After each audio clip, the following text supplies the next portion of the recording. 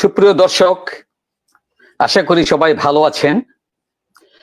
বিশ্বেরবাসী মিডিয়ার নিউজ24 website YouTube channel থেকে আমি সুভাষ সাহা।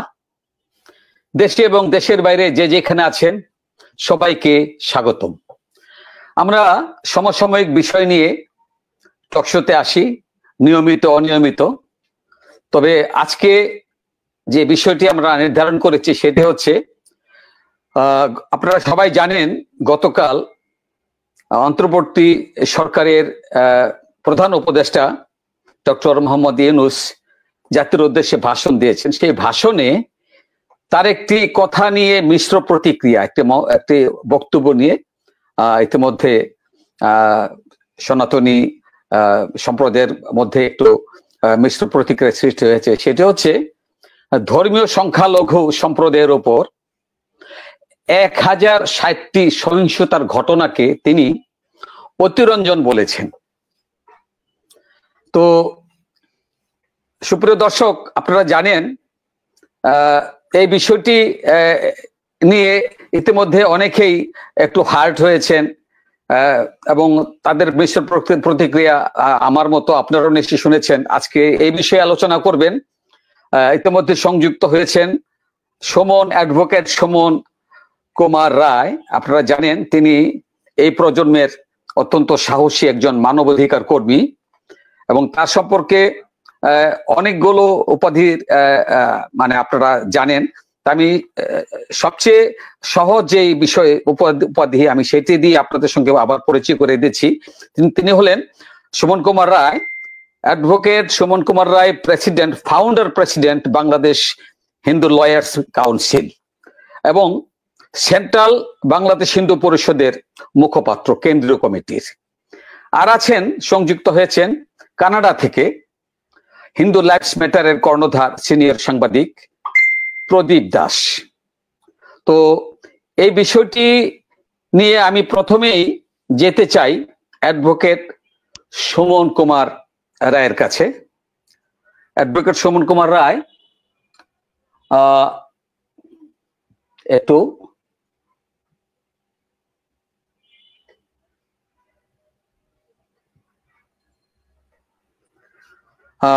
অ্যাডভোকেট সুমন কুমার রায়কে দেখতে পাচ্ছি না, মনে হয় ছিটকে গেছেন। অ্যাডভোকেট সুমন কুমার রায়, যাই হোক, আমি এখন যেতে চাই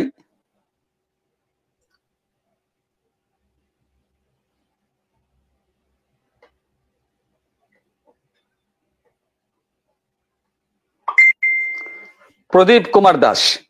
এই বিষয়টি নিয়ে আপনি শুরু করুন। আমার বক্তব্য হচ্ছে, আমি আরেকটু রিপিট করি, এই যে অতিরঞ্জন কিসের ভিত্তিতে একজন দায়িত্বশীল ব্যক্তিত্ব এবং বর্তমান অন্তর্বর্তী সরকারের প্রধান উপদেষ্টা বললেন। আমরা কিন্তু এই তথ্যটি পেয়েছি প্রথম আলোর সেই প্রতিবেদন থেকে। প্রথম আলোর প্রতিবেদনে তারা ক্যাটাগরিক্যালি বলেছেন কারা কিভাবে কোথায় সনাতনীরা আক্রান্ত হয়েছেন, ক্যাটাগরিক্যালি বলেছেন। তো যেহেতু প্রথম আলো বাংলাদেশের প্রথম সারির মেইনস্ট্রিম পত্রিকা এবং এটার সার্কুলেশনও সর্বাধিক, এবং এতটুকু জানি যে এই পত্রিকার প্রতি ডক্টর মোহাম্মদ ইউনূসেরও শতভাগ আস্থা আছে। তো তিনি যদি ব্যাখ্যা দিতেন যে এই জায়গায় আমাদের এই তথ্যটা ভুল। ইতিমধ্যে এসে গেছেন অ্যাডভোকেট সুমন কুমার রায়। সুমন কুমার রায়কে আমি প্রথম এই বিষয়ে তার বক্তব্য উপস্থাপন করার জন্য অনুরোধ জানাচ্ছি। অ্যাডভোকেট সুমন কুমার রায়, এই যে অতিরঞ্জন প্রধান উপদেষ্টার এই বক্তব্যের উপর আপনার কি বক্তব্য বলুন। ধন্যবাদ জানাচ্ছি দাদা আপনাকে এবং 24 কে, বিশেষ করে আমাদের প্রিয় সুভাষ সাহা দাদা, তাকেও ধন্যবাদ, এবং যারা এই টক শো দেখছে তাদেরকে ধন্যবাদ জানাচ্ছি। আসলে মূল বিষয়টা হলো যে আমরা বাংলাদেশের প্রেক্ষাপটে আমরা খুব একটা জিনিস দেখি যে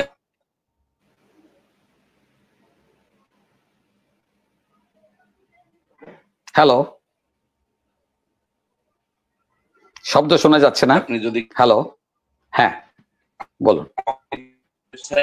দেখবেন সংখ্যালঘু নির্যাতনের যেখানে নির্যাতন হচ্ছে সাথে সাথে সেই ওয়েবসাইট গুলোতে তাদের যে পেজ, সেই পেজে আপলোড করা হয় এবং দেওয়া হয়, শেয়ার করা হয়। কিন্তু বিগত 15 বছর সরকার ক্ষমতায় ছিলেন, কখনো সংখ্যালঘু নির্যাতনের বিষয়ে পেজ তো দূরে থাক, কখনো স্বীকারই করতে চান না। সবসময় একটা কথাই তারা বলেছেন দায় এড়ানোর জন্য, যে এটা সব জামাত বিএনপি করছে। এবং আমরা যখন আন্দোলন সংগ্রাম করেছি দীর্ঘদিন, আপনিও জানেন যে আমরা যখন বিভিন্ন সংগঠনের সাথে আমরা যখন একত্রে আন্দোলন করেছি, তখন তারা বারবার বলার চেষ্টা করেছে যে আমরা এই দেশের সম্প্রীতি নষ্ট করছি, এদেশের সম্প্রীতিকে নষ্ট করার জন্য এবং জামাত বিএনপির এজেন্ট বাস্তবায়ন করার জন্য আমরা এই আন্দোলন করছি। ঠিক তদ্রূপ যখন 5ই আগস্টের পরে বিভিন্ন ঘটনা যখন ঘটলো, যখন মানুষ দিশেহারা, তখন আমরা যখন মাঠে আন্দোলন সংগ্রাম করছি, এর ভিতরে আমরা মনে করি যে সরকারের কিছু এবং কিছু সাম্প্রদায়িক গোষ্ঠী এজেন্ট এবং সাম্প্রদায়িক গোষ্ঠী তারা এই আন্দোলনকে ভুলণ্ঠিত করার জন্য এবং আমাদের যে অত্যাচার নির্যাতনের ঘটনাটাকে ভুয়া প্রমাণ করার জন্য ওয়েবসাইটগুলোতে বিভিন্ন মিথ্যা ঘটনা তারা নিজেরাই এখানে ছড়িয়ে দিয়েছিল। আমাদের সহজ সরল যারা হিন্দু সম্প্রদায় তারা না বুঝে শেয়ার করার কারণে আমাদের এই আন্দোলনকে, আমাদের নির্যাতনকে তারা ভুয়া প্রমাণ করার চেষ্টা করেছে। তার এই ধারাবাহিকতায় আমরা দেখেছি বিভিন্ন রাজনৈতিক দল এই ঘটনাগুলোকে, অনেকে বলছে যাতে দ্রুত, বিশেষ করে তারেক রহমান, মির্জা ফখরুল ইসলাম এবং জামাতের আমির, তারা বারবার বলেছে যেন এই ধরনের ঘটনা না ঘটে এবং যারা ঘটেছে বা ঘটাচ্ছে তাদেরকে বহিষ্কার করার কথাও কিন্তু তারা বলেছে। তাহলে এর মধ্যে যে দৃশ্যত হয় যে তারা ঘটনা যে ঘটেছে তারা স্বীকার করেছে। ডক্টর মোহাম্মদ ইউনূস দায়িত্ব নেওয়ার পর আমরা মনে করেছিলাম তিনি একজন নোবেল বিজয়ী এবং অত্যন্ত একজন সজ্জন ব্যক্তি। তার নেতৃত্বে বাংলাদেশ যে বৈষম্যবিরোধী আন্দোলন, সেই আন্দোলনের ফলে যে নতুন বাংলাদেশের কথা তারা বলছেন, সেই বাংলাদেশের মাধ্যমে বৈষম্য মুক্ত একটি অসাম্প্রদায়িক উন্নত সমৃদ্ধ বাংলাদেশ প্রতিষ্ঠিত হবে। কিন্তু আমরা বঙ্গভবনে যখন তিনি শপথ নিলেন, তখনই আমরা দেখলাম যে তিনি সাম্প্রদায়িকতার উদ্বোধন সেখান থেকে শুরু হলো। তিনি সেখানে শুধুমাত্র একটা ধর্মের প্রার্থনা সেখানে করা হয়েছে। তার ভিতর দিয়ে আমরা বুঝতে পেরেছি যে এদেশ একটা সাম্প্রদায়িকতার দিকে এগিয়ে যাচ্ছে এবং বৈষম্য বিরোধী ছাত্র আন্দোলনের মাধ্যমে যে রক্তের যে উদ্দীপ যে নতুন বাংলাদেশের কথা তারা বলছেন, সেই স্পিরিটের সাথে কোনোভাবেই সেটা যায় বলে আমরা মনে করি না। এবং বিভিন্ন নিয়োগের ক্ষেত্রেও আমরা দেখেছি যে বৈষম্য সংস্কার যে কমিটিগুলো থেকে শুরু করে এবং বিভিন্ন জায়গায় শিক্ষকদের যে লাঞ্ছনা এবং বিভিন্ন ক্ষেত্রে যে এসআই থেকে শুরু করে চিকিৎসকদের বাদ, এবং এই ঘটনাকে উনি এর আগেও একবার ডয়েসে বলে উনি বলেছেন যে এটা সংখ্যালঘু প্রথম যখন উনি বাংলাদেশে নামলেন তখন কিন্তু বলেছেন যে বাংলাদেশের সংখ্যালঘু সম্প্রদায়ের অত্যাচার নির্যাতন হচ্ছে, এই নির্যাতন না করার জন্য, এবং তিনি আহ্বান করেছিলেন। তো হঠাৎ করে যখন একটা বোতলের ভিতরে ঢুকে গেলেন, মানে একটা কাঠামোর ভিতরে ঢুকে গেলেন, রাষ্ট্রীয় কাঠামোর ভিতরে, তখন ওনার হাতে আমার মনে হয়, আমি জানি না তাকে উনি কি নিজের দেশ চালাচ্ছেন না ওনাকে কেউ চালাচ্ছে কিনা, উনি হঠাৎ করে ওনার ভুল পাল্টালেন এবং সংখ্যালঘু নির্যাতনকে উনি রাজনৈতিক ভাবে টান করে চেষ্টা করলেন যে বাংলাদেশে কোনো সংখ্যালঘু নির্যাতন হচ্ছে না। এবং তখন আমরা বলেছিলাম যে ডক্টর মোহাম্মদ ইউনূসের মনে হয় চোখের শাহবাগের একটা সম্মেলনে 9 তারিখ আমার মনে আছে যে আমি বলেছিলাম যে ডক্টর মোহাম্মদ ইউনূসের সমস্যা আছে, চোখে ছানিও পড়তে পারে, তার অনতিবিলম্বে একজন বিশেষজ্ঞ ডাক্তার দেখানো উচিত। তা সেই কথার পুনরাবৃত্তি উনি 100 দিন পরে যখন এটা বলেছেন, আমি আবারও বলবো যে এটা শুধুমাত্র রাজনৈতিক উদ্দেশ্য প্রণীত বক্তব্য। উনি দেশের একজন প্রধান উপদেষ্টা হিসেবে এই ধরনের বক্তব্যকে আমরা কখনোই সমর্থন তো দূরে থাক, আমরা এটা একটা হতাশা এবং আমাদেরকে মর্মাহত করে, আহত করে। শুধু প্রথমে 1068টা ঘটনার যে ঘটনার কথা বলেছেন শুধুমাত্র 5 থেকে 20 আগস্টের ঘটনা, এরপরে অসংখ্য ঘটনা ঘটেছে, এখনো ঘটনা ঘটছে প্রতিনিয়ত, চাঁদা থেকে শুরু করে কালকেও রবি দাস নামের একটা ছেলেকে সেনাবাহিনী বা প্রশাসনের হাতে তাকে হত্যা করা হয়েছে।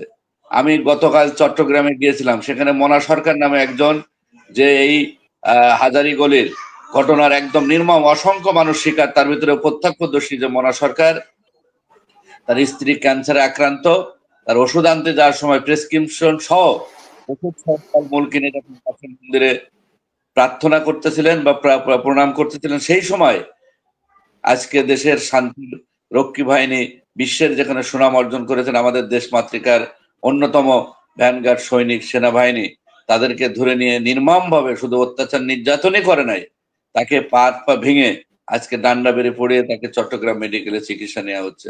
তার জামিন তো দেই নাই, এবং এই চিকিৎসার অভাবে তার স্ত্রী পুরো শরীরে ক্যান্সারে আজকে পচন ধরে গেছে, এবং তাকে হয়তো বা বাঁচার যে সম্ভাবনা ছিল এই চিকিৎসার অবহেলার কারণে তার মৃত্যুর পথে এখন সে যাত্রী, সে বাঁচবে না। তার একটা মাত্র ছেলে, একটা মাত্র তার উপার্জন ক্ষমতাহীন ব্যক্তি, ছেলেও ছোট। এই রাষ্ট্র এই দায় কে নেবে? যে এটা তো একবার মনে করি যে এই চিকিৎসার অভাবে যে মারা গেল, এটা তো পরিকল্পিত বা হত্যা বলা যায়। এই হত্যার দায় কে নেবে?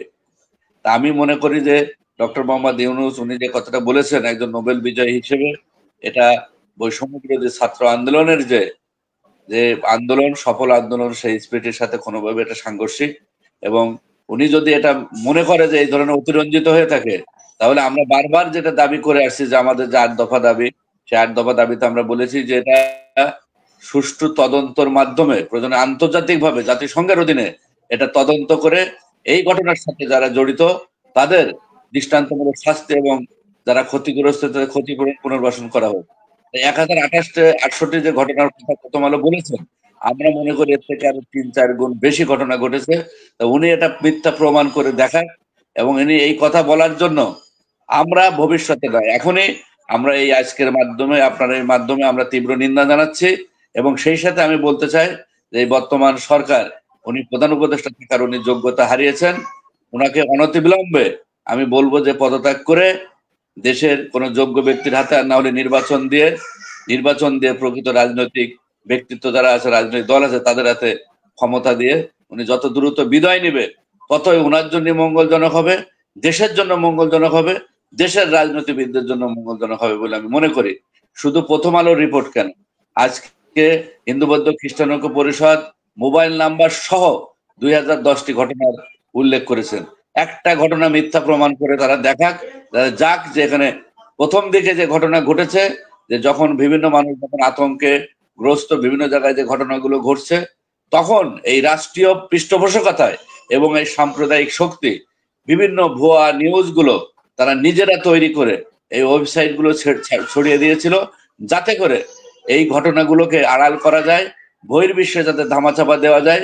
আমাদের সনাতনী সম্প্রদায় বা তারাই নিজেরাই বিভিন্ন হিন্দু আইডি খুলে, হিন্দু নাম দিয়ে আইডি খুলে তারাই ছড়িয়ে এটাকে বিব্রত বা বিতর্কিত করার চেষ্টা করা হয়েছে।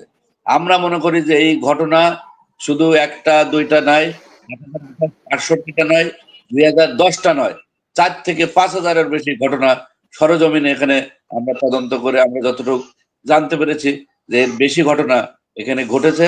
হয়তো আমাদের সবার পক্ষে বিভিন্ন কারণে, বিভিন্ন জায়গায় পরিস্থিতির কারণে যাওয়া হয় নাই। আমরা এই জন্য আমরা মনে করি যে এটা আন্তর্জাতিক তদন্ত হওয়া উচিত, আন্তর্জাতিক তদন্তের মাধ্যমে এই ঘটনাগুলো খুঁজে বের করা উচিত। আজকে হিন্দু বৌদ্ধ খ্রিস্টান ঐক্য পরিষদের এই ঘটনাগুলোকে বিতর্কিত করার চেষ্টা করা হচ্ছে, কিন্তু 2001 সালে যখন এই হিন্দু বৌদ্ধ খ্রিস্টান ঐক্য পরিষদ এই 2021 সালে যখন দুর্গাপূজার হামলা হয়েছিল, তখনও তারা কিন্তু একটা সামারি বা একটা সংবাদ সম্মেলন করে 379টি মন্দির ভাঙা এবং 17টা জেলায় এক নাগারে হামলার ঘটনা, এবং সেই সময় 9 জন হত্যা এবং 117টি মন্দির ভাঙচুরের কথা তুলে ধরেছিলেন। তখন আজকে যারা এটাকে অস্বীকার করছে, তারা কিন্তু সেই সময় বাহবা দিয়েছিলেন এবং বলেছিলেন সুরমিলায়, হ্যাঁ, বাংলাদেশ অনেক সংখ্যালঘু নির্যাতন হচ্ছে। আমি মনে করি যে সংখ্যালঘু নির্যাতনের বিষয়টা শুধুমাত্র রাজনৈতিক ভাবে ব্যবহার করা হয়। আমি রাজনীতিবিদদেরকে বলবো যে অনতিবিলম্বে এই বিষয়গুলো রাজনৈতিক উদ্দেশ্যে না নিয়ে, এই রাজনীতিবিদদের সাথে বরাবরই রাজনৈতিক এই হিন্দুদেরকে বলির পাঠা ব্যবহার করা হয়, পাঠা হিসেবে ব্যবহার করা। যেটা আমি বললাম যে আওয়ামী লীগের আমলে সব থেকে বেশি সংখ্যালঘু নির্যাতনের ঘটনা ঘটেছে। 2021 সাল থেকে 2024 সাল পর্যন্ত আইন সালিশ কেন্দ্র রিপোর্ট অনুযায়ী 3679টি ঘটনা ঘটেছে। একটা ঘটনার সুষ্ঠু বিচার তারা করে নাই। তার সাথে এর ছাড়াও রামু, নাসিরনগর, সাল্লা, গঙ্গাচড়া থেকে শুরু করে অসংখ্য ঘটনা রয়েছে, জমি জায়গা দখল, সব। এখন যে দল যখন ক্ষমতায় থাকে বা ক্ষমতার চেয়ারের কাছাকাছি যায়, ক্ষমতার আস্বাদন তারা করে, তখন সংখ্যালঘুদের কথা তারা ভুলে যায়। আজকে আওয়ামী লীগ যারা আজকে তাদের পেজে সংখ্যালঘু নির্যাতনের বিষয়গুলো তুলে ধরছেন, তারা কিন্তু এক সময় বলেছিল যে এই হিন্দুদের এক পা থাকে হলো বাংলাদেশে আর এক পা থাকে হলো ভারত। কিন্তু অত্যন্ত দুঃখের বিষয়, নির্মম পরিহাস এবং ইতিহাস সাক্ষ্য দেয় যে আজকে সেই আওয়ামী লীগ নেতাদের দুই পা কিন্তু আজকে ভারত। তা আমরা আজকে আপনাদের মাধ্যমে এই 24 এর চ্যানেলের মাধ্যমে বলতে চাই, তাদের জায়গা হয়েছে, এখন যারা সংখ্যালঘু নির্যাতন করছেন তাদের জায়গা কিন্তু ভারতেও হবে না, তাদের জায়গা হবে বঙ্গোপসাগরে।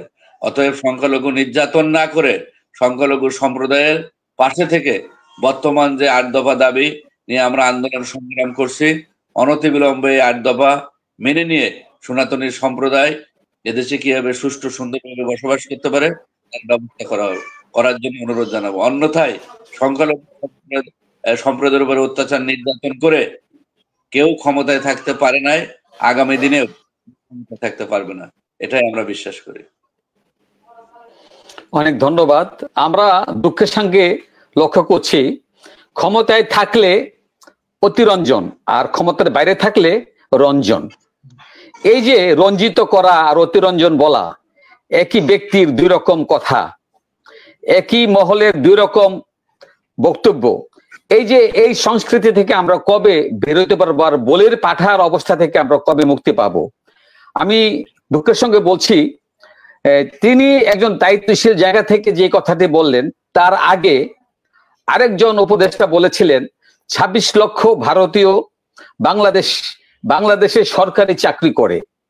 অথচ এটি অতিরঞ্জন না রঞ্জন সেই ব্যাপারে কিন্তু প্রধান উপদেষ্টা কিছু বলেননি এবং রাষ্ট্রীয়ভাবে এই বিষয়টির কোনো ব্যাখ্যাও দেননি। অথচ এই কথাগুলো যদি আজকে আমি আর আপনি বলতেন তাহলে কত কৈফিয়ত হয়তো দিতে হতো। আমরা অবাক হয়ে যাই, যদি প্রথম আলোর এই রিপোর্টটি না হয়ে যদি একটি কাগজে মানে অসমর্থিত কোনো কাগজে রিপোর্ট হতো তাহলে হয়তো আমরা এই মাইনকাছি পাই পড়ে যেতাম। তো যা হোক, আমি এই প্রসঙ্গে আমাদের বিশ্লেষক অত্যন্ত অভিজ্ঞ একজন সাংবাদিক হিন্দু লাইভস ম্যাটারের কর্ণধার প্রদীপ দাস কানাডা থেকে সংযুক্ত হয়েছেন, আমি তার কাছে কৃতজ্ঞ। অনেক ব্যস্ততার মাঝেও তিনি আমি ডাকলে সাড়া না দিয়ে পারেন না। তার কাছেই শুনবো যে এই যে ঢালাওভাবে অতিরঞ্জন বলে ছাপাই গাওয়া এবং সেই দুষ্কৃতীদের প্রশ্রয় দেওয়া, আস্কারা দেওয়া, এই আস্কারা দেওয়ার কারণে কিন্তু আমরা বারবার ভিকটিম হচ্ছি। তাহলে রক্ষক যদি কি এটাই চায় আমরা বলির পাঠ হয়ে সারা জীবন এই মাতৃভূমিতে আমাদের এখানে এরকম পদদলিত হব? কি উপায় এই সংস্কৃতি থেকে বের হয়ে আসার? এবং দায়িত্বশীল জায়গা থেকে যারা এই কথাগুলো বলে তাদের কিছু হয় না, তাদের লজ্জাবোধও হয় না, অথচ আমরা নিজেরই লজ্জা পাই যখন গণ্যমান্য ব্যক্তিদের মুখ থেকে আমরা অসত্য ভাষণ শুনি। প্রদীপ দাস কি বলবেন? নমস্কার সুভাষ দা, অ্যাডভোকেট সুমন কুমার রায় এবং দর্শক সকলকে। আসলে এই বাংলাদেশের যে বিষয়টি আমি দেখতে পাচ্ছি, এতে করে আমি যেই জিনিসটা সবসময় আমার মনে প্রশ্ন আসে যে ডক্টর মোহাম্মদ ইউনূসকে এই অন্তর্বর্তীকালীন সরকারের প্রধান উপদেষ্টা হিসাবে কেন বেছে নেওয়া হয়েছে? মানে কি কারণে? তার কাছে জনগণের কি প্রত্যাশা ছিল? তিনি কি রাজনীতি বোঝেন? তিনি কি এই যে এই পর্যন্ত জনগণকে কি কোনো আশার বাণী শুনিয়েছেন? কোনো রোডম্যাপ দিয়েছেন? তার কর্মসূচি ঘোষণা করেছেন যে কি কি করতে চাই এবং এটার একটা ক্লিয়ার একটা আইডিয়া দিয়েছেন? তিনি এক এক সময় এক এক কথা বলছেন। তিনি বলেন জনগণ যতদিন আমাদেরকে রাখবে ততদিন আমরা থাকবো। তিনি বলেন যে ছাত্ররা আমাদেরকে হায়ার করেছে, যখন বলবে তখন চলে যাব। তিনি বলেন যে সবকিছু একটা মেটিকুলাসলি প্ল্যানের মাধ্যমে হয়েছে, এমনি সবকিছু হয়ে যায়নি। আবার কালকে বললেন যে কোনো কিছুই প্ল্যান মতো হয়নি। তো আমি বুঝতে পারতেছি না এই লোকটি কি ক্লুলেস কিনা, যে তার কি কোনোই ধারণা নাই কোনো কিছু সম্পর্কে, বাতাসটা অনুধাবন করতে পারে না, মানে তার টোটালি। এবং এই মুহূর্তে রাইটফুলি জাতি হতাশায় নিমগ্ন, কারণ এখানে প্রচন্ড দিক নির্দেশনার অভাব আছে, দূরদর্শিতার অভাব আছে। আপনি সুভাষ দা শুরুতে বলেছিলেন যে 1050টা ঘটনা ঘটেছে এবং সেটা 1060টা। সুমন দা বলে দিয়েছেন যে সেই 1060টা ঘটনা শুধু 15 দিনের ঘটনা। হ্যাঁ, 5 তারিখ থেকে 20 তারিখ পর্যন্ত, আগস্ট। এবং এই এই ঘটনার পরিমাণ আরো 3 গুণ হবে। আপনি প্রতিদিনই কিছু না কিছু ঘটতেছে, এবং ঘটতেছে, এইটাই তো সরকারের ব্যর্থতা যে ঘটতেছে। এবং যখন এগুলি ঘটে, তিনি যেই বক্তব্যটা দিচ্ছেন যে এগুলি অতিরঞ্জিত করা হচ্ছে, অনেকটা গুজব বলা হচ্ছে, এগুলি সরকারকে অস্থিতিশীল করা, সরকারকে ব্যর্থ করার জন্য দেশে বিদেশে একটা ষড়যন্ত্র চলতেছে। তারপরে বলতেছে যে কিছু কিছু হচ্ছে, আমরা সামাল দিচ্ছি, আবার যা কিছু হচ্ছে সেটা এই রাজনৈতিক কারণে হচ্ছে। এই এবং তিনি নিউ ইয়র্ক টাইমসের সাথে বলেছিলেন যে এরা, এই যে নিউ ইয়র্ক টাইমস একদম স্পেসিফিক্যালি প্রশ্ন করেছিল যে আহমদিয়া, হিন্দু এবং মাইনরিটিদের উপর আক্রমণ হচ্ছে তোমার আমলে, তুমি এইটা বন্ধ করার জন্য কি পদক্ষেপ নিচ্ছ? তিনি বলেছিলেন আহমদিয়াদের উপর হচ্ছে, তার সরকার ব্যবস্থা নিতেছে। এবং শেষে তিনি যে শব্দটি বললেন যে আমি স্পেসিফিক্যালি যদি হিন্দুদের বিষয়টা বলি, তাহলে আমি বলবো যে তারা স্বৈরাচারের সহযোগী ছিল। তারা, দিস পিপল, মানে ইংরেজিতে যেভাবে দাঁড়ায় যে এই মানুষগুলি স্বৈরাচারের দোসরদের উপর ক্ষিপ্ত ছিল, এই জন্য তাদেরকে আক্রমণ করেছে। মানে এইভাবেই কথাটা বলেছে যে হিন্দুদের কথা যদি আমি বলি, তাহলে বলবো যে তারা স্বৈরাচারের দোসর ছিল, এবং এই কারণে এই লোকগুলি, মানে ছাত্ররা, তাদের উপর ক্ষিপ্ত ছিল স্বৈরাচারের উপর, এবং তারা এদের উপর আক্রমণ করেছে। সুতরাং এইটাকে তুমি মাইনরিটি পারসিকিউশন হিসাবে বলতে পারো না, এইটাকে রাজনৈতিক কারণে তারা আওয়ামী লীগের সাথে জড়িত ছিল, স্বৈরাচারের দোসর ছিল। আপনি ভাবতে পারতেছেন যে কি বলতেছে জিনিসটা? ডাজ হি রিয়ালাইজ যে এইটা করে তিনি এক ধরনের দায় মুক্তির সংস্কৃতি চালু করতেছেন? ইয়েস ইয়েস, শুধু ট্যাগ লাগাই দিবা, খালি ট্যাগ লাগাই দিবা যে মারো, যেই কারণেই মারো, জবরদখল করো, জমি জমা, বাড়িঘর পুড়িয়ে দাও, যাই করো, কিন্তু সবশেষে বলে দিবা যে সে রাজনীতি করতো, আওয়ামী লীগ করতো, তার বিরুদ্ধে তাদের সাথে আমাদের আক্রোশ ছিল, পূর্ব শত্রুতা ছিল এই কারণে। এটা বললেই, আগে যেমন রাজাকার ট্যাগ দিলে আপনি 7 গুণ মাপ, এখন শুধু আপনি স্বৈরাচারের দোসর দিয়ে দিবেন, স্বৈরাচারের দোসর ট্যাগ দিয়ে দিলে আর কোনো কিছু হবে না। এবং এটা তো অলরেডি ঘোষণাই দিয়ে দিয়েছে যে স্বৈরাচারের সাথে যারা যুক্ত আছে তাদের বিরুদ্ধে, তাদেরকে মারলে, ধরলে, খুন করলে, কোনো কিছু করলে এটার কোনো বিচার হবে না, কোনো তদন্ত হবে না, কোনো কিছুই হবে না, কোনো প্রশ্ন হবে না। বাস, মানে কার্টে ব্লাঙ্কে তিনি এটা দিয়ে দিলেন। মানে কি আশ্চর্য, একটা রাষ্ট্রনায়ক এই অরাজকতাকে, এই নৈরাজ্যকে প্রশ্রয় দিতে পারে, এটা কি ভাবা যায়? ইভেন দেশে যদি আইনের শাসন থাকে, বা তিনি যদি আইন মান্যকারী ব্যক্তি হয়ে থাকেন, আমি আশ্চর্য হই যে তিনি একজন আন্তর্জাতিক ব্যক্তিত্ব, তার সারা জীবন কেটেছে এমন দেশগুলিতে যেখানে মানবাধিকার মানে খুবই উচ্চতায় স্থান দেয় মানবাধিকারকে। তাহলে তিনি কি নিয়ে গেলেন বাংলাদেশে? এই যে তাকে বাংলাদেশে দাওয়াত করে নিয়ে গেলেন, সরকারের গদিতে বসায় দিলেন, তাহলে তিনি কি নিয়ে গেলেন বিদেশ থেকে? খালি কি দেহটাই নিয়ে গেলেন? মাথা এবং চিন্তা সব কি বিদেশে ফেলে রেখে গেছেন? তার চিন্তার চেতনায় আমরা, তিনি ইভেন বাংলাদেশে গিয়ে হতে তিনি হাবভাবত বুঝার চিন্তা করেনি, তিনি শুধু গদিতে বসে গেছেন। নর্মালি যেটা করে, যখন আপনি বিদেশ ফেরত কোনো স্টেটসম্যান, আপনি যখন দেশে যাবেন, আপনি বা আপনি কোনো অতিথির বাড়িতে গেলেও আপনি সেই বাড়ির পরিবেশটা একটু দেখবেন, বাড়িতে মানে আপনি অতিথি হিসাবে গেলেও যে কি অবস্থা। তিনি সেই ধরনের কোনো কিছু বলেন নাই, তিনি জনগণের সাথে কথা বলেন নাই, তিনি কোনো প্রেস কনফারেন্স করেন নাই, বাস মানে শুধু গদিতে বসে গেছেন। এবং গদিতে বসেও তিনি কোনো কিছুই বলেন নাই। মানুষ যেখানে আতঙ্কে থাকতেছে, চারিদিকে ডাকাতি হচ্ছে, চারিদিকে হিন্দুদের উপর, সংখ্যালঘুদের উপর নির্যাতন হচ্ছে, তখন তারা বলতেছে যে এই রাজনৈতিক কারণে। রাজনৈতিক কারণে কি মন্দিরে হামলা হয়? মন্দির কি রাজনীতি করতো? মন্দির কি আওয়ামী লীগ করতো, জাতীয় পার্টি করতো, বা বিএনপি করতো, জামাত করতো? তাহলে মন্দিরে কই? আমরা তো কোনো রাজনৈতিক কারণে মসজিদে হামলা দেখি নাই। আমরা দেখেছি মসজিদের লোকজন তো আওয়ামী লীগ, বিএনপি, জামাত এরা করে, তাই না? সেরকম মন্দিরের লোকজনও করেছে। তাহলে মন্দির আক্রান্ত হয় ধরেন 20টা মন্দির আক্রমণ, আমি বলতেছি না, আমি ছোট করে বলতেছি, জাস্ট মনে করেন একটা মন্দির আক্রান্ত হয়েছে, একটা মন্দির, মনে করেন একটাই মন্দির আক্রান্ত হয়েছে, সেই তুলনায় বাংলাদেশে যেহেতু 90% মুসলমান, তাহলে 9টা মসজিদ আক্রান্ত হওয়ার কথা ছিল।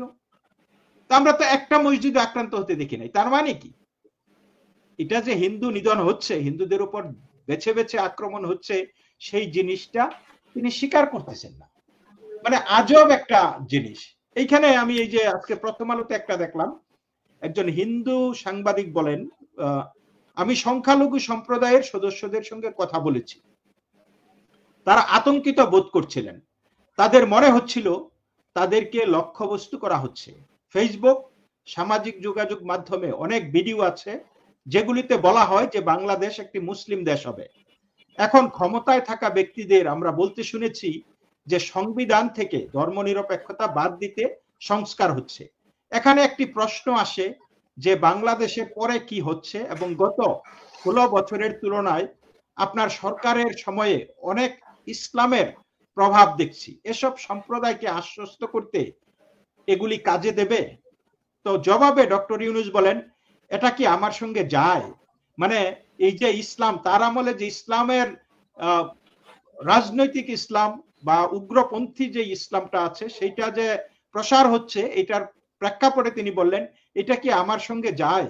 উপদেষ্টা পরিষদের প্রতিটি সদস্য হয় মানবাধিকার কর্মী, যারা নিজেরা ভুক্তভোগী হয়েছেন, অথবা পরিবেশ অধিকার কর্মী, অথবা নারী অধিকার বা অন্য অধিকার কর্মী। সুতরাং তারা সবাই অধিকার কর্মী। আপনি যেসব কথা বললেন সেগুলি যদি তাদের সামনে বলেন তাহলে তারা আপনার উপর ক্ষেপে উঠবে। উপদেষ্টা পরিষদের সদস্যদের প্রত্যেকের জীবনের অতীত কর্মকাণ্ড দেখুন। তো প্রশ্ন করেছেন সাংবাদিক, তাহলে আপনি বলছেন আপনার উপদেষ্টা পরিষদে ইসলামপন্থী এজেন্ডা এগিয়ে নেওয়ার মতো কেউ নেই? জবাবে ডক্টর ইউনূস বলেন, প্রত্যেকের জীবনের গল্পগুলো দেখুন, এরা সবাই খুবই নিবেদিত প্রাণ ব্যক্তি, এখানে নারী অধিকার কর্মীরাও রয়েছেন। আচ্ছা, এই যে এই প্রেক্ষাপটে ইয়েস, এই চিন্তা থেকেই হয়তো আপনাকে নিয়ে গিয়েছিল একটা বৈষম্য বিরোধী বাংলাদেশ গঠনের জন্য। কিন্তু আপনাকে আমরা চেহারাই দেখতেছি, আপনার দাড়ি টুপি নাই, ঠিকই আছে, কিন্তু আপনি যেটা বলছেন এই জিনিসটা কি আমার যায়? মানে আপনার দাড়ি টুপি নাই, তাহলে আপনি আমার সরকার ইসলামপন্থী, এটা বলেন কি করে? আপনার সাথে যায় না, চেহারায় যায় না। কিন্তু আপনার মনের কথাগুলি, এই যে আপনি যে কথাগুলি এখন সাংবাদিককে বলবেন, এই মনের কথাগুলি কি জনগণকে কখনো বলেছেন? বলেছেন যে এটা আমার সাথে যায় না? আপনি কি বলেছেন যখন মাহমুদুর রহমান বলে যে ইসকনকে ব্যান করে দিতে হবে, ইসকন জঙ্গি সংগঠন, আপনার কি, আপনি দেশ বিদেশ ঘুরেছেন, ইসকনের মাহাত্ম্য গরিমা আপনি দেখেছেন বিশ্বব্যাপী, ইসকন আজকে হোয়াইট হাউসে স্থান করে নিচ্ছে ইসকনের ভক্তরা, তো সেই জায়গা থেকে আপনি কি সেই মাহমুদুর রহমানের জবাব কি দিয়েছেন কখনো? আপনি যখন এই চট্টগ্রামে স্লোগান আসে একটা দুইটা ইসকন ধরো, দৈরা দৈরা জবাই করো, আপনার কোনো প্রতিক্রিয়া আমরা দেখছি? আমরা কিন্তু দেখিনি। আপনি সাফাই গিয়ে যাচ্ছেন, কোনো কিছু হচ্ছে না, ভালো আছে সবাই, আবার এখন বলতেছেন এটা কি আমার সাথে যায়? এটা না গেলে যখন জামাতে ইসলামের সেক্রেটারি জেনারেল গোলাম পারোয়ার বলে যে বিপ্লব পরবর্তী আগামী বিপ্লব হবে ইসলামের বিপ্লব, তাই না? তো আমি এর আগের টকশোতে বলেছিলাম যে ইসলামের বিপ্লব দিয়েই বৈষম্য বিরোধী আন্দোলন শুরু হয়েছিল, মানে বৈষম্য বিরোধী আন্দোলনের আড়ালে ইসলামের বিপ্লবটা ছিল। তারপরে তারা এটা কায়েম করতে গিয়ে খুব অতিমাত্রায়, এই যে অতিরঞ্জন বলে যে, মানে অতি ছিল আর কি, বেশি পরিমাণে ওই কি বলে বাবুর্চি হয়ে গেছিল আর কি রান্নাঘরে, এই জন্য পুরা সবকিছু তাল বেতাল হয়ে গেছে, ওই ইসলামী বিপ্লবটা থেমে গিয়েছিল। তো তারা এই ইসলামী বিপ্লবটাকে সমাপ্তির পর্যায়ে নিয়ে যেতে চায় এবং এই তত্ত্বাবধায়ক সরকারটাকে ভেহিকল হিসাবে তারা ব্যবহার করতেছে। এই সরকার যাই বলুক নিজেদেরকে যে আমরা নারী অধিকার কর্মী, মানব অধিকার কর্মী, এগুলি আমাদের সাথে যায় না, কিন্তু আমরা দেখতেছি স্টিয়ারিং হুইলে কে বসে আছে, আমরা দেখতেছি জামাত স্টিয়ারিং ঘুরাচ্ছে। এই যে তিনি একটা বললেন যে ট্রেন, নির্বাচনী ট্রেন ছুটছে, এটা আর থামবে না, আমরা বিশ্বাস করি এই ট্রেন আর থামবে না, এইটা যাইতেই থাকবো যতক্ষণ পর্যন্ত রেল লাইন শেষ না হয়ে গিয়ে এটা ওই খাদে না পড়ে। এই এই ট্রেন আর থামার কোনো লক্ষণ আমি দেখতেছি না। উনি যে রূপরেখার দায়িত্ব বলেছে এখানে কিচ্ছু নাই, নো দিক নির্দেশনা। তাহলে এই যে টুলেস সরকারের কাছে যখনই কোনো কিছু এই ব্যর্থতাগুলি তুলে ধরা হয় তখনই তারা ডিনায়ালের আশ্রয় নেয়, অথবা এটাকে উদরপিণ্ডি বুদুর্গারে চাপানোর চেষ্টা করে। গুজব, এই প্ররোচনা, অতিরঞ্জন, নানান কিছু অস্বীকার। আপনি যদি সমস্যাকেই স্বীকার না করেন তাহলে সমাধান তো হবে না। সমস্যা আছে যে জিনিসটা আপনি স্বীকার করতে চান না, আপনি খালি কথায় কথায় বলতেছেন যে এই কি হবে, সংবিধান সংবিধান ই হবে, আপনার এইটা আপনার দেশ, আপনার অধিকার আছে, সব আছে, আমরা বুঝতেছি। কিন্তু আমরা যখন দেখি যে দেয়ালে দেয়ালে কালিমা লেখা হয়, দেয়ালে দেয়ালে বিভিন্ন ইসলামের এই আপনার সরকার আছে এখনো। আপনি দেখেন ওই ঢাকার কুড়িল ওভার ব্রিজে আপনি এখনো দেখেন জাতির পিতা ইব্রাহিম এই একটা টোল প্লাজার মধ্যে লেখা আছে। তো সেইটা কি সেই আন্দোলনের সময় টাঙ্গানো হয়েছিল, জাতির পিতা ইব্রাহিম হয়ে গেছিল। এই সরকার কি মানে জাতির পিতা ইব্রাহিম নাকি জাতির পিতা শেখ মুজিবুর রহমান? মানে যদি জাতির পিতা শেখ মুজিবুর রহমানকে তারা না মানে, তারা তার ভাস্কর্য ঘুরিয়ে দিয়েছে, সবকিছু শেষ করে দিয়েছে, কিন্তু জাতির পিতা ইব্রাহিমের সেই সাইনটা এখনো রয়ে গেছে। তাহলে কি আমরা বলবো যে এইটার মাধ্যমে এই সরকার জাতির পিতা ইব্রাহিমকে মেনে নিয়েছে? তা না হলে একটা রাষ্ট্রের মধ্যে এরকম আলাদা চেতনার একটা জিনিস কি করে আসে, এবং এটা ধরার কেউ সাহস পাচ্ছে না। একটু চিন্তা করে দেখেন এবং এতে করে এই সরকারের যে ভূমিকা বর্তমানে, এই যে হৃদয় রবিদাস ছেলেটি একটি মুসলিম মেয়ের সাথে প্রেম করেছে, কি ঘটেছে না ঘটেছে আমি জানি না। ছেলেটিকে বাজারের ক্লাবে নিয়ে মারধর করে তারপরে সেনাবাহিনীর হাতে দিয়েছে। সেনাবাহিনী বলেছে যে সে গণদোলাইয়ের কারণে মারা গেছে। আচ্ছা, গণদোলাই যদি দিয়ে থাকে তাহলে তাদের কাছে এই রবিদাসকে যারা হস্তান্তর করেছে তাদেরকে সেনাবাহিনী আটক করেনি কেন? সেনাবাহিনী বলেনি কেন কারা কারা এই মৃত্যুর জন্য দায়ী? তারপরে তারা বলছে যে ছেলে নেশা করছে, তার মুখ দিয়ে উৎকট গন্ধ বেরোচ্ছিল, এই সেই ভিসেরা রিপোর্ট আসবে, ময়না তদন্ত হবে। আমি জানি না ময়না তদন্ত হবে, তারা তো রিপোর্ট দিয়েই দিয়েছে যে সে সম্ভবত হার্ট অ্যাটাক করা মারা গেছে। এই যে এইরকম নাটকগুলি করতেছে। আমার কথা হলো যে প্রেম একটা হিন্দু ছেলের সাথে মুসলমান মেয়ের হয়েছে, তো প্রেমের কারণে এই মানে ইন্টাররিলিজিয়াস যে ম্যারেজ, এর কারণে কোনো মুসলমান ছেলেকে কি খুনের শিকার হতে হয়েছে?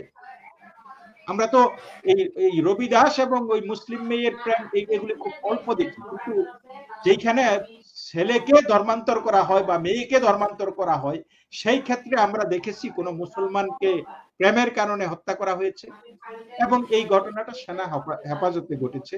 তাহলে সেনাবাহিনীর মধ্যে ওই চুলকানিটা আছে, তোর সাহস কত, হিন্দু হয়ে মুসলিম মেয়ের সাথে প্রেম করো? হইতে পারে সেই মেয়েটি কোন ধরনের আগ্রহ প্রকাশ করেছে যে সে হিন্দু হবে, তো সেটা তারা মেনে নিতে পারেনি তাদের। তাহলে প্রশাসনের রন্ধ্রে রন্ধ্রে এই মৌলবাদ ঢুকে গেছে, এবং প্রশাসনটাকে এখন এই যে আপনারা দেখেন উচ্চ পদগুলিতে প্রশাসনে হিন্দুদেরকে ছাঁটাই করা হচ্ছে, ওএসডি করা হচ্ছে। বিশেষ করে স্কুলগুলিতে আপনারা জানেন শিক্ষা প্রতিষ্ঠানে হিন্দুদের আধিপত্য ব্যাপক, সেই জায়গাগুলিতে শিক্ষক শিক্ষিকাদেরকে জোর করে চাকরি ছাড়তে, পদত্যাগ মানে কি? শিক্ষকে আবার পদ কিসে? কিন্তু দেখা যাচ্ছে যে সাইন করে পদত্যাগ করলাম, পদত্যাগ মানে কি? এবং সেই পদত্যাগ গুলি আবার যথাস্থানে পাঠিয়ে দিলে সেটা আবার গৃহীত হচ্ছে। মানে এই মব ভায়োলেন্সটাকে নানান ভাবে প্রাতিষ্ঠানিক পর্যায়ে নিয়ে গেছে এই সরকার, যে তোমরা যা কইরে আসো করো, রিপোর্টটা আমার কাছে দাও, আমরা ফাইনাল নেব। ঢাকা বিশ্ববিদ্যালয়ে সমাবর্তন হয়েছে, আরে নবীনবরণ হয়েছে পোলাপানের মধ্যে কোরআন বিতরণ করে। সেই যে মনে আছে বছর 3 আগে আমরা শুনেছিলাম কি শিক্ষক প্রফেসর গিয়াস কামাল সম্ভবত তিনি বলেছিলেন যে ঢাকা বিশ্ববিদ্যালয় আজকে উচ্চতর মাদ্রাসা হয়ে গেছে। এটা বলতে মানে হয়, কিন্তু আমরা তো দেখছি ঢাকা বিশ্ববিদ্যালয় এখন উচ্চতর মাদ্রাসা হয়ে গেছে। অপরাজেয় ও বাংলার পাদদেশের সেই বিজয় স্তম্ভে আপনার যেই নারী যোদ্ধা ছিল তার মাথার মধ্যে হিজাব পরিয়ে দেওয়া হয়েছে? কেন? আপনি বাংলাদেশের যেই ধর্মনিরপেক্ষতা, সেকুলারিজম আপনি ধ্বংস করে দিচ্ছেন। আপনি কয়েকদিন আগে অ্যাটর্নি জেনারেল ঘোষণা দিয়েছে যে বাংলাদেশের 90% মুসলমান, সুতরাং এই দেশে কমিউনিজম এবং ধর্মনিরপেক্ষতা সংবিধানে থাকতে পারে না। Just think about it. তারপরে এই যে আরেক মানে মাস্টারমাইন্ড মাহফুজ আলম কি বলেছে কালকে, উনি যেই একটা ঘোষণা দিয়েছে আপনারা হয়তো লক্ষ্য করেছেন, তিনি বলেছে মৃত্যু আমাদের ছুঁয়ে গেছে, এই যুদ্ধ হবেই। তিনি কিসের যুদ্ধের কথা বলছেন? এই যুদ্ধ হবেই, কিসের যুদ্ধের কথা বলতেছেন? ভাবতে পারেন যে এই যে তাদের যে একটা মেটিকুলাস প্ল্যান নিয়ে যে তারা এগিয়ে যাচ্ছে, এটা থেকে আমরা কিভাবে মুক্তি পাবো? চিন্তা করে দেখুন। তিনি লিখেছেন যে পুরাতন ও নতুনের এই রক্তাক্ত দ্বন্দ্বে রণনীতি ও প্রধান দ্বন্দ্ব বুঝে নেওয়া জরুরি। তাহলে দ্বন্দ্ব কি সভ্যতার সাথে অসভ্যতার, আলোর সাথে অন্ধকারের? দ্বন্দ্ব কি ইসলামের সাথে হিন্দুদের, বা দ্বন্দ্ব কি মৌলবাদীদের সাথে প্রগতিশীলদের? সেই দ্বন্দ্ব, এবং সে বলেছে মৃত্যু আমাদের ছুঁয়ে গেছে, এই যুদ্ধ হবেই। ভাবুন একবার, চিন্তা করেন যে আমাদের শহীদ হয়ে যাওয়া ভাই বোনের সাক্ষ্যকে নিরন্তর পুনরাবৃত্তি করে যেতেই হবে। ক্লান্ত হয়েন না, জড়ো হন, ঘন হয়ে বসুন। সুতরাং এই প্রেক্ষাপটে আমরা গোলাম মাওলা রনির একটি বক্তব্য শুনেছি, এক কথায় বক্তব্য যে আমরা নিয়তির খপ্পরে পড়ে গেছি। আসলেই আমি বলবো যে বাংলাদেশটা এই ইউনূসের আমলে এখন নিয়তির খপ্পরে পড়ে গেছে। আমার ভয় হয় মাত্র 100 দিনেই এই অবস্থা। আর তিনি মেটিকুলাসলি একটি পরিকল্পনা এঁটেছেন, যেটি আমরা শুনতে পাচ্ছি 4 বছর তিনি থাকবেন। তাহলে এই 100 দিনে যদি আমরা এই জায়গায় আসতে পারি, তিনি একটি সুন্দর মুখোশ পরেছেন, চমৎকার অবয়ব, মিষ্টি মিষ্টি কথা বলছেন, অথচ ভিতর থেকে বেরোচ্ছেন ভয়ঙ্কর সব সাপ। এই সাপ ধীরে ধীরে লম্বা হবে, বড় হবে, সারা দেশকে গ্রাস করে ফেলবে। আমরা কি সেই দিনের অপেক্ষায় থাকবো? 100 দিনে যদি আমাদের এই ধরনের এই অবস্থায় আমরা উপনীত হতে পারি, আর বাকি এরকম 400 দিন বা 500 দিন বা 1000 দিন, 365 দিনে 1 বছর, এরকম যদি 4টা 365 দিন যে পার হয়, আমরা কোথায় গিয়ে পৌঁছতে পারি সেটি ভাবতে ভাবতেই আমরা যেন এখনই মৃত্যুর কোলে ঢলে পড়ছি, এমনই শরীর অবশ হয়ে আসে। আমরা আজকে আর এর বেশি যেতে চাই না, কারণ আমি বুঝতে পারছি আমাদের আজকের যে মুখ্য আলোচক প্রদীপ দাস, তিনি অনেক গুরুত্বপূর্ণ কাজ রেখে এই মহান, মানে কি বলবো, যে আমাদের যে জাতীয় সমস্যা, আমাদের অস্তিত্বের সমস্যাকে উনি বিবেচনায় নিয়ে তিনি আজকে তার মূল্যবান সময়টি দিয়েছেন, এই জন্য তার কাছে কৃতজ্ঞ। আমি আর 1 মিনিট বা 2 মিনিটের জন্য আমি যেতে চাই। সুমন কুমার, অ্যাডভোকেট সুমন কুমার রায়ও নিশ্চয়ই সে অনেক ব্যস্ততম মানুষ, তার কাছ থেকে তিনি যতটুকু সময় পারেন ততটুকুই আমরা আজকে নির্ধারিত করব, তারপরে লাস্ট 2 মিনিট দিয়ে শেষ করব। অ্যাডভোকেট সুমন কুমার রায়, আমাদের বাঁচার কি উপায়? আমাদের এই যে অবস্থা চলছে, 100 দিনে আমাদের এই অবস্থা, একটি ঘটনার বিচার করেননি, ইভেন তারা স্বীকারই করেন না, বলছেন অতিরঞ্জন। এই অবস্থা চলতে থাকলে আমরা কি সারা জীবন একে অপরের ঠেলাঠেলের মাঝখানে পড়ে পৃষ্ঠ হতে হতে আমরা একবার নিঃশেষ হয়ে যাব? আমাদের জন্য কি কেউ নেই রক্ষা করার? আমরা ভরসা করতে চাই এমন একটি সংগঠনের কাছে, এমন একটি রাজনৈতিক দলের কাছে, যারা আমাদেরকে বলির পাঠা না বানিয়ে সত্যকে গ্রহণ করবেন এবং সত্যকে নিয়ে তারা এগিয়ে যাবেন, তবেই একটি বাসযোগ্য বাংলাদেশ হবে। না হয়তো সবাইকে মরতে হবে। আগুন যদি আমার বাড়িতে লাগে, সে আগুনের তাপ কিন্তু প্রত্যেকেই পাবেন। অতএব এই দৃষ্টিভঙ্গি থেকে প্রতিটি মানবিক মূল্যবোধ সম্পন্ন মানুষের কাছে আমি আগেই আবেদনটি রাখছি, আপনারা সবাই সজাগ হন, আমাদেরকে রক্ষা করুন, নিজেরাও বাঁচুন। বলুন অ্যাডভোকেট সুমন কুমার রায়, আপনি শেষ জবনিকা বক্তব্যটি আপনি টানুন, তারপরে 2 মিনিটে যাব প্রদীপ বাবুর কাছে। না, ইতিমধ্যে আপনারা জানেন যে সারা বাংলাদেশেই কিন্তু নিরাপদ বাসস্থানের জন্য, সনাতনী সম্প্রদায়ের জন্য নিরাপদ বাসস্থানের কিন্তু আন্দোলন ইতিমধ্যে শুরু হয়ে গেছে। মানুষ বুঝতে পেরেছে যে এই সনাতনী সম্প্রদায়, যে রাজায় রাজায় যুদ্ধ হয়, নলখাগড়ার প্রাণ যায়, সবাই আমাদেরকে নিয়ে রাজনীতি করে। আমাকে মুজাহিদ ইসলাম সেলিম অত্যন্ত ভালো মানুষ, যদিও এখন বামেদের কোনো আমরা দেখা পাচ্ছি না, তারা সব সময় আন্দোলন সংগ্রামে থাকে, কিন্তু এখন তারা কোথায় সংখ্যালঘু নির্যাতন, এটা প্রশ্ন। কিন্তু তিনি আমাকে একটা কথা বলেছিলেন যে সুমন, রাজনীতির ভিতরে পলিটিক্স ঢুকে গেছে। এই যে রাজনীতির ভিতরে পলিটিক্স ঢুকে গেছে, এটার পলিটিক্স এর অংশ হলো বাংলাদেশের সনাতনী সম্প্রদায়। এই ব্যর্থতা সুভাষদার, প্রদীপদার, আমাদের সকলের। আজকে স্বাধীনতার 53 বছরে, আজকে 47 থেকে এই পর্যন্ত 46-এর যদি আপনি দেখেন দাঙ্গা, 47-এর দেশভাগ, 65 সালের যে আমাদের পাক ভারত যুদ্ধ, সেই সময় শত্রু সম্পত্তি, সেই আইন কিন্তু পাকিস্তান আমলেই বাতিল করা হয়েছিল, কিন্তু বঙ্গবন্ধু ক্ষমতা আসার পরে সেটাকে আবার কিন্তু সেটা তিনি রেখে দিলেন।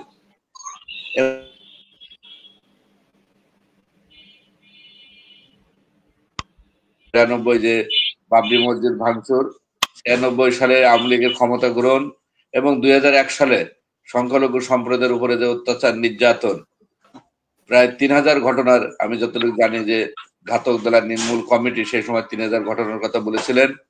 বর্তমান রাষ্ট্রপতি শাহাবুদ্দিন কমিশন গঠন করা হয়েছিল, তিনি তদন্ত করেছিলেন, কিন্তু একটা ঘটনার বিচার আওয়ামী লীগের আমলে সরকার করে নাই। তারা আমাদেরকে সংখ্যালঘু কমিশন এবং মন্ত্রণালয়ের বিষয়ে ইশতেহারে ঘোষণা করলেও সেগুলোর একটা দাবিও পূরণ করে নাই, হিন্দু কল্যাণ ট্রাস্ট থেকে ফাউন্ডেশনে রূপান্তরিত করে নাই। এতগুলো মসজিদ করেছে, কিন্তু একটাও হিন্দু মন্দির তারা করেনি। অথচ আমাদের হিন্দুদেরকে বলা হয় যে আওয়ামী লীগ বান্ধব, এবং আমরা দেখেছি যে আমরা প্রথম সারিতে 2014 সালে বা 2018 সালে ভোটের সময় লাইন ধরে কিন্তু আমরা ভোট দিতে গিয়েছি এই বিতর্কিত ভোটগুলোতে।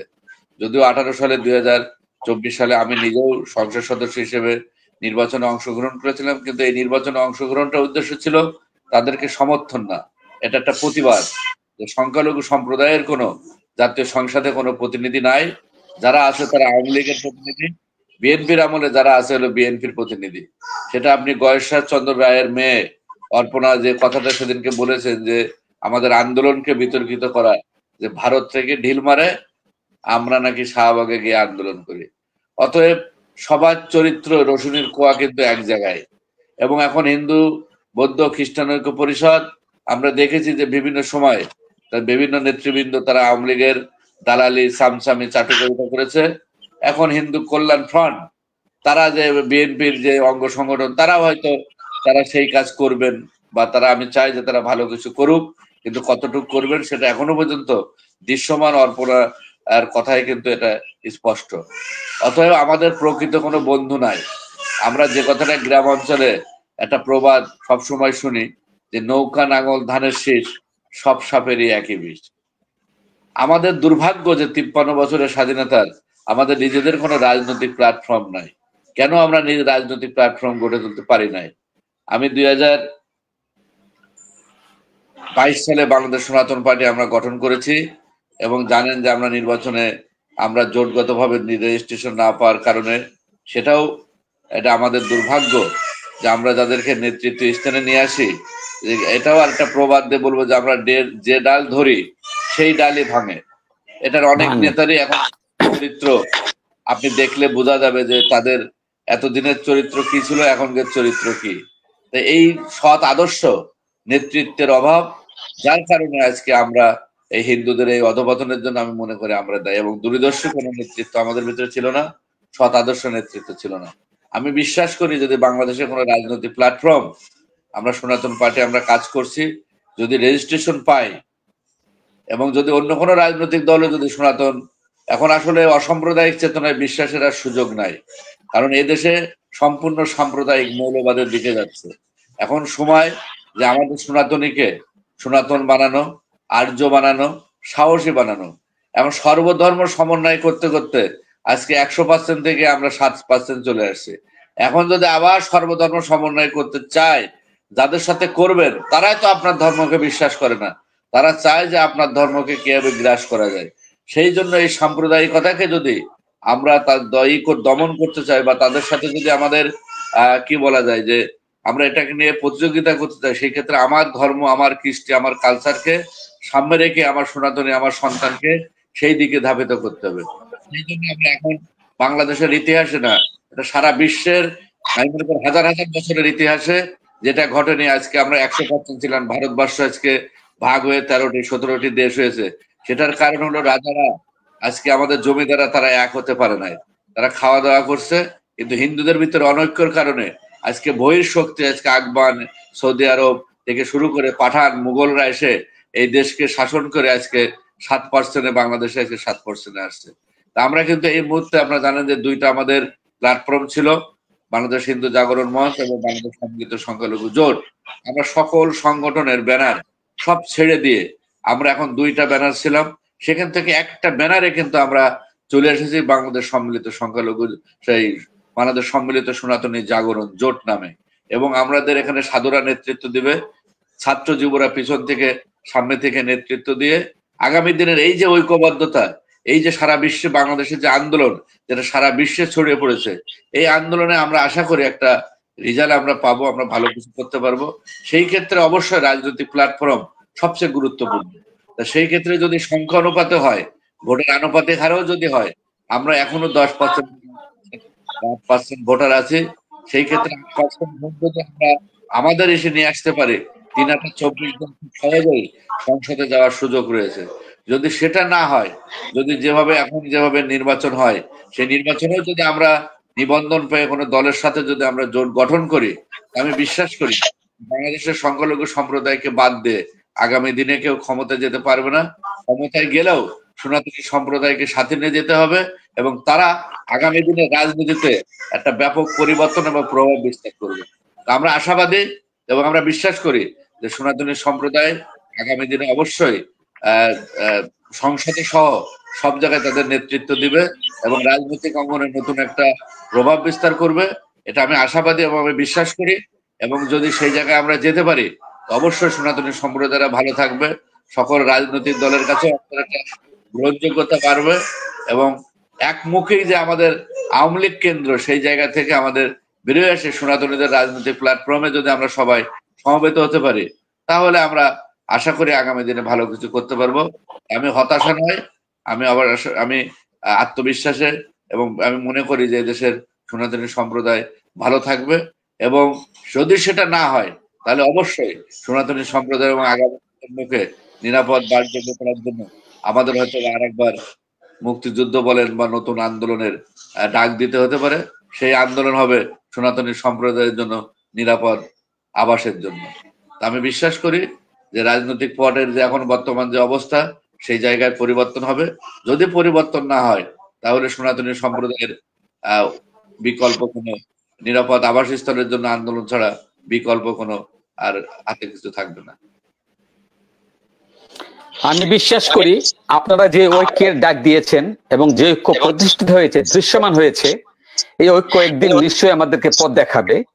আমরা 1971-এর মুক্তিযুদ্ধের পর, মহান মুক্তিযুদ্ধের পর এবং মুক্তিযুদ্ধে সবচেয়ে সনাতনীরা বেশি ক্ষতিগ্রস্ত হয়েছে বৈশ্বিকভাবে। এবং আমার আত্মীয় স্বজনের মধ্যে 3টা পরিবার শহীদ হয়েছে। আমার নিজের বাড়ি ঘর আমাদের নিঃস্ব হয়ে গেছি। এরকম সারা বাংলাদেশের এই সনাতনী সম্প্রদায় সবচেয়ে বেশি ক্ষতিগ্রস্ত হয়েছে।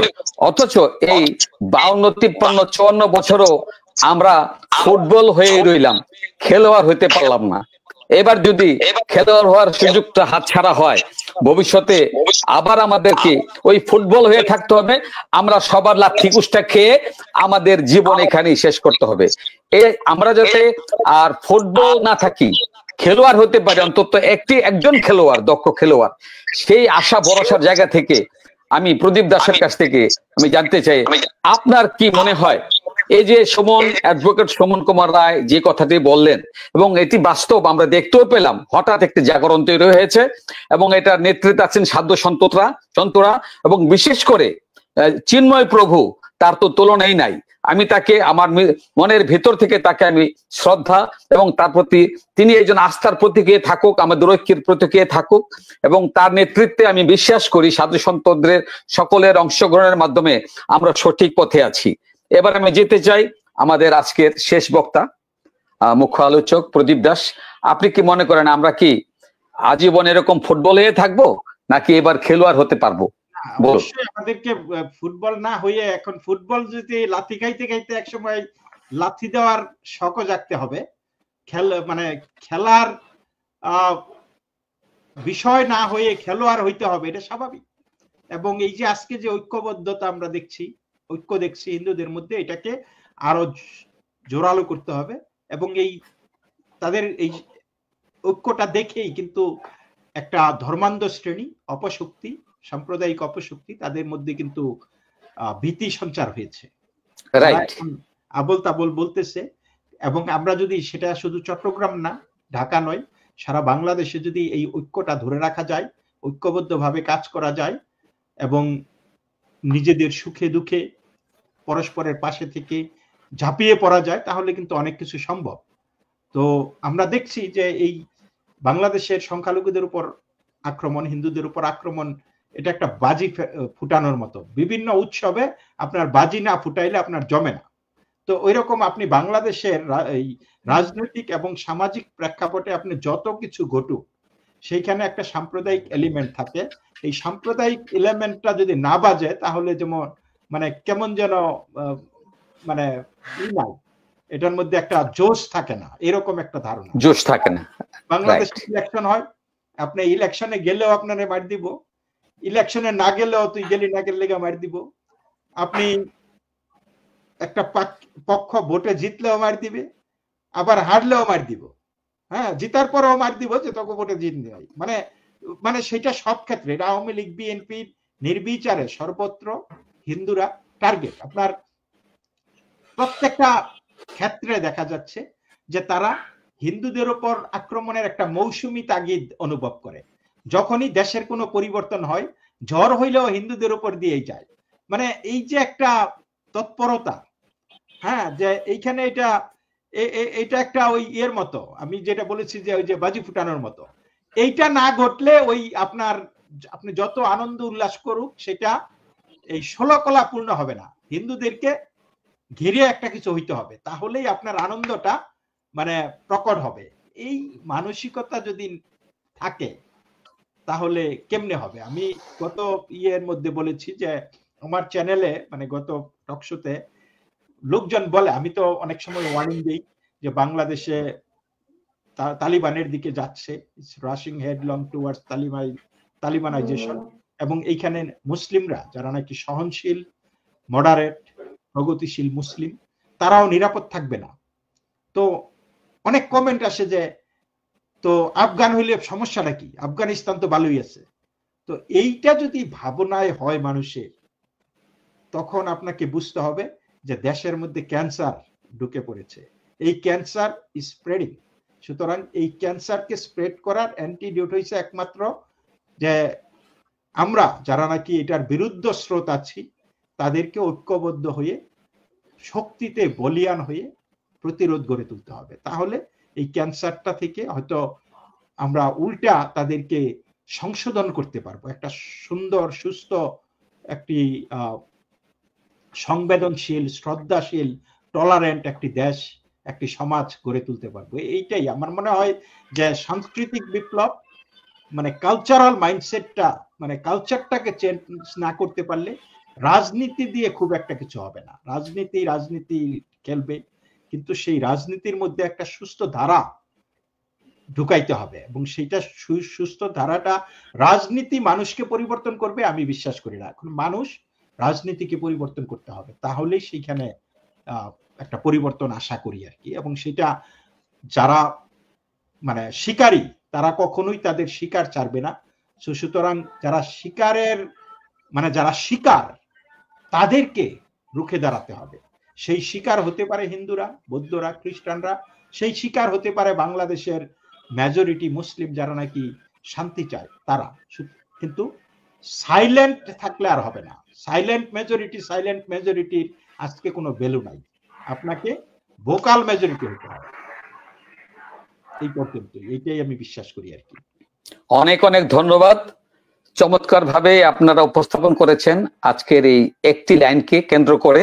অতিরঞ্জন, এই অতিরঞ্জন থেকে, এই অতিরঞ্জন বলে কোন অন্যায়কে আপনার ধামাচাপা দেওয়ার সুযোগ নেই। আমরা সবসময় ভোকাল থাকবো, এইভাবে আমরা ঐক্যবদ্ধ হয়ে সকল প্রতিকূলতাকে আমরা অতিক্রম করে আমরা আমাদের লক্ষ্যে পৌঁছে যাবো, সেই প্রত্যাশা রেখে আজকের মতো বিদায় নিচ্ছি। আবারও দেখা হবে সমসাময়িক কোনো বিষয় নিয়ে। অনেক ধন্যবাদ, কৃতজ্ঞতা অ্যাডভোকেট সুমন কুমার রায় এবং প্রদীপ দাস। গুড নাইট, শুভরাত্রি, নমস্কার।